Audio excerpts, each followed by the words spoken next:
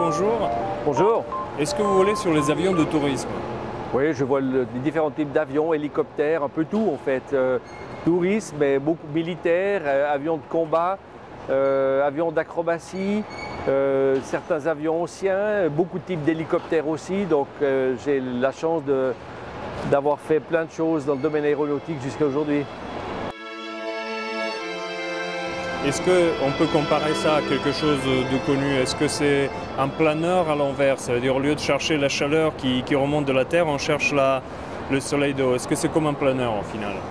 Je pense que c'est ça un peu du planeur, mais on ne cherche pas les mêmes, on n'a pas les mêmes objectifs et pas les mêmes contraintes. C'est un peu de l'avion aussi. Le fait d'être proche en fait, et d'entendre les bruits extérieurs, c'est un petit peu ce qu'on a dans le ballon. Je suis capable, j'entends les autres avions quand ils s'approchent de moi. Avant de les voir, j'entends un train siffler, si je ne suis pas trop bien sûr, j'entends un train siffler sous l'avion. Donc le contact avec l'environnement aussi est très amusant.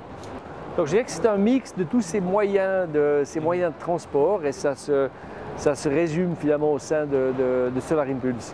Et au pilotage, alors comment il est? Est-ce que c'est difficile? Il est très touchy? Comment sont les commandes? Alors le pilotage est très particulier. C'est un avion qui a deux personnalités. Si l'air est très calme, c'est un avion qui est très fin. Donc avec très peu de correction, on le maintient, parce qu'il est très stable aussi, on le maintient dans sa configuration de vol.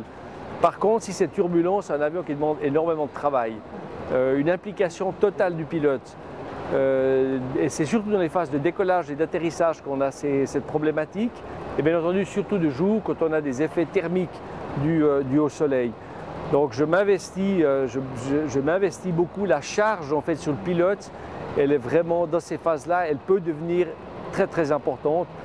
Et j'ai besoin de toute mon expérience. Moi, ça fait plus de 40 ans que je vole beaucoup de types d'avions différents. J'ai vraiment besoin de toute mon expérience de pilote pour pouvoir gérer cette phase-là. Et donc justement, on va dire que c'est un avion qui est délicat. J'imagine pour le décollage et donc atterrissage. En vol, vous pouvez vous reposer un peu ou non? Oui, donc il est très délicat dans ces phases de justement décollage et atterrissage.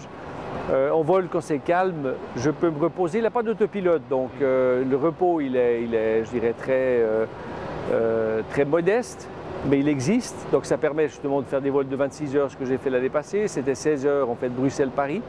Pas parce que la distance était grande, mais parce qu'on voulait attendre pour des questions de trafic et de météo la bonne heure pour poser à Paris.